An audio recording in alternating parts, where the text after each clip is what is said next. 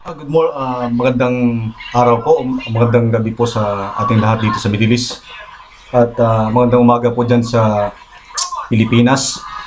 Gusto ko lang po sanang pag-usapan yung video na patungkol po dun ah, sa ginawa ni Jim Paredes sa dun sa EDSA shrine, na kung saan ay he was trying to attack one of the members of Duterte Youth.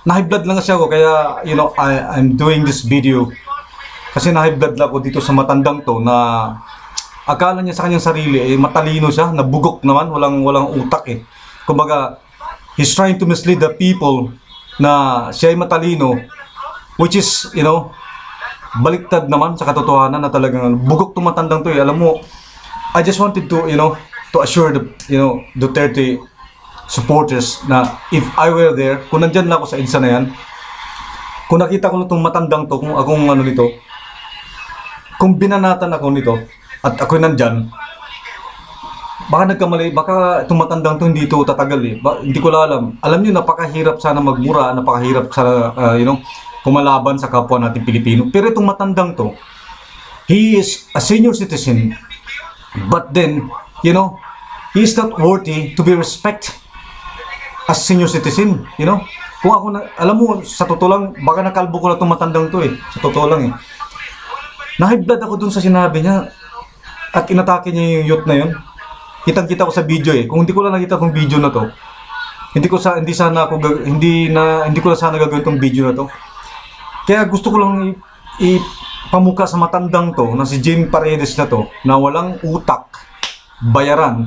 Alam mo, kung nandyan na ako at ako ang tinamaan mo at ako ang inatake mo, baka kinalbo pa kita at baka nasampal pa kita, matanda ka Alam mo hindi ka dapat respetuhin At hindi ka karapat dapat na maging Pilipino dahil sa asal mong bulok.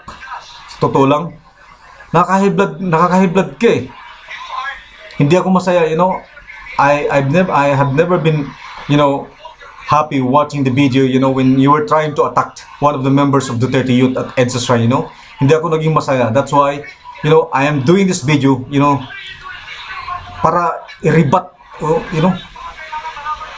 sagutin yung yung mga katanungan mo na hindi nasagot ng youth na yun Sa totoo lang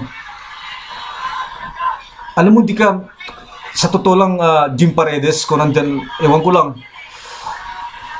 huwag mo hamunin ang Bisaya, ang mga Bisaya. Jim Paredes, sinasabihan na kita, binabalaan kita, matanda ka. Tumahimik ka na kasi dapat Bobo ka Sa totoo lang Gusto mo pang subukan ang dirasang Bisaya in town.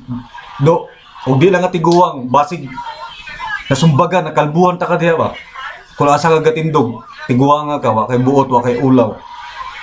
Pahiblaron minimum mga Bisaya ba? Ayaw mig hamuni ba? Don't you ever dare us, Because if I were there, I think I could have done something bad against you, Mr. Paredes. Tiguang ka, wakay buot ba? Sa totoo lang. Kaya, pasensya na mga ka-DDS, alam po natin na talagang bawal magmura.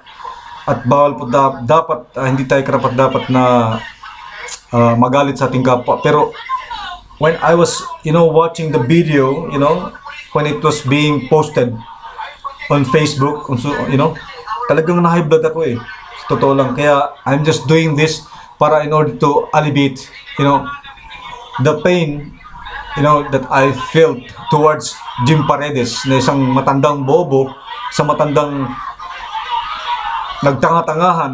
At alam naman natin na talagang bobo sila, subalit nagkukunyari pang matalino. Kaya yun, magkita-kita po tayo muli. We're not yet done with them. We're not yet done with the the yellow tards, with the liberal party, with De Lima, with Trillanes. We are not done with them yet.